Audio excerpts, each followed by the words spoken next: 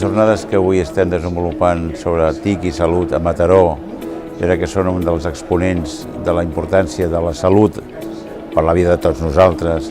i alhora la importància de les eines que les tecnologies poden permetre per afavorir la nostra vida i per afavorir que la salut de la nostra vida sigui més positiva, més equilibrada, més sostenible.